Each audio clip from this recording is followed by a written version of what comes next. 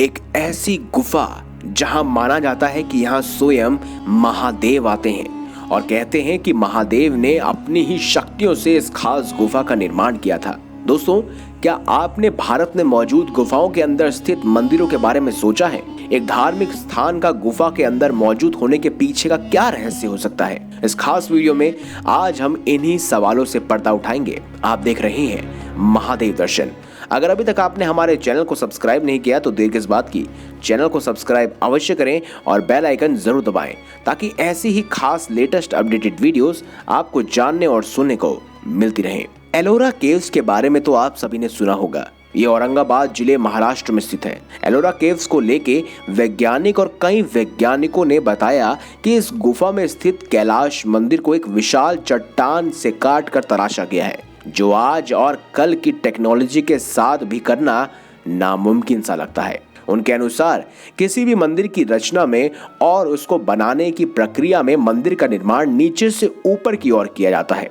इस रहस्यमयी एलोरा मंदिर के कैलाश मंदिर को ऊपर से नीचे की तरफ बनाया गया है, जिसके कारण पत्थर को तराशना पहले से भी ज्यादा नामुमकिन हो जाता है।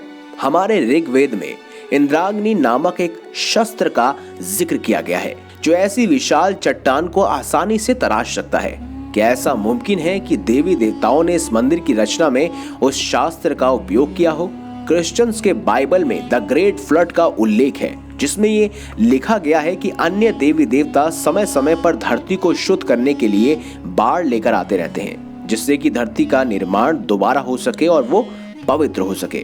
वैज्ञानिकों का मानना है कि द ग्रेट फ्लड के पीछे स्वयं महादेव ही थे, जिन्होंने ऐसा ही एक बाढ़ को आमंत्रित किया और इससे बचने के लिए भगवान विष्णु ने एलोरा केव्स की बनी गुफाओं में देवी देवताओं और कई मनुष्य के साथ शरण ली थी।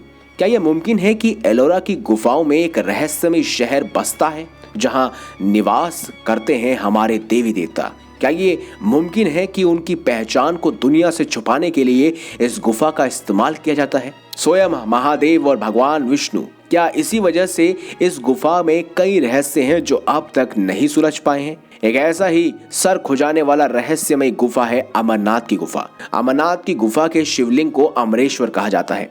यहाँ ऐसी मान्यता है कि भगवान शिव इस गुफा में पहले श्रावण मास की पूर्णिमा को आए थे, इसीलिए उस दिन को अमरनाथ की यात्रा को विशेष महत्व मिला है। आश्चर्य की बात यह है कि यहाँ स्थित शिवलिंग ठोस बर्फ का बना हुआ है, जबकि अन्य जगह टपकने वाली बूंदों से कच्ची बर्फ बनती है, जो हाथ में लेते ही भुरभुरा हो जाती है।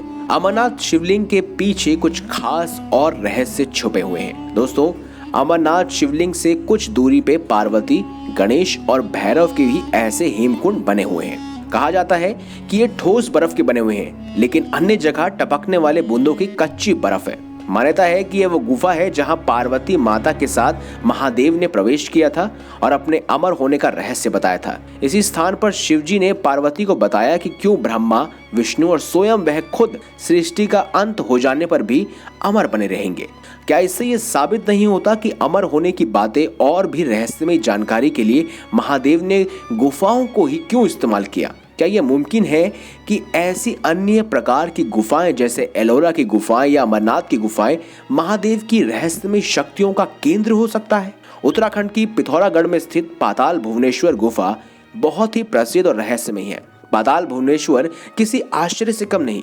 कहा जाता है कि यहाँ भगवान गणेश का कटा हुआ मस्तक है और इसी के साथ इस गुफा के चारों युगों के प्रतीक के रूप में 4 पत्थर यहाँ स्थापित हैं। इनमें से एक पत्थर को कलयुग का प्रतीक माना जाता है और वह धीरे धीरे ऊपर उठ रहा है। जिस दिन यह कलयुग का प्रतीक पत्थर की दीवार से टकरा जाएगा, उस दिन कलयुग का अंत हो जाएगा और पुराणों के अनुसार स्वयं भगवान शिव पाताल भुवनेश्वर गुफा में विराजमान रहेंगे और अन्य देवी देवताएं उनकी स्तुति करने यहीं आएंगे।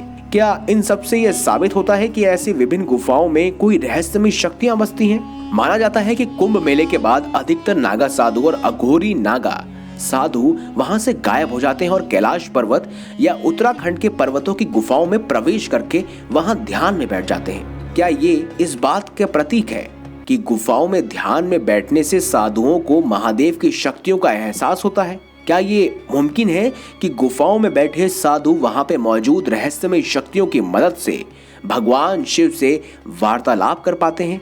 आखिर क्या इन गुफाओं के पीछे छुपा हुआ रहस्य? क्या ऐसा मुमकिन है कि इन गुफाओं के अंदर भगवान शिव स्वयं वास करते हैं?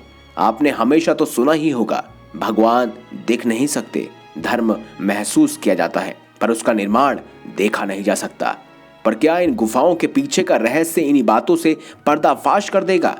क्या हमें सच में कभी इन गुफाओं के पीछे छुपे भगवान के दर्शन मिलेंगे? आप क्या सोचते हैं कमेंट बॉक्स में जरूर लिखकर बताएं। वीडियो अगर अच्छी लगी है तो वीडियो लाइक करें, हमारे चैनल को सब्सक्राइब करें और ज्यादा से ज्यादा शेयर अवश्य करें। मिलेंगे अगली बार एक नई खास वीडियो के साथ, तब तक के लिए बहुत बहुत धन्यवाद।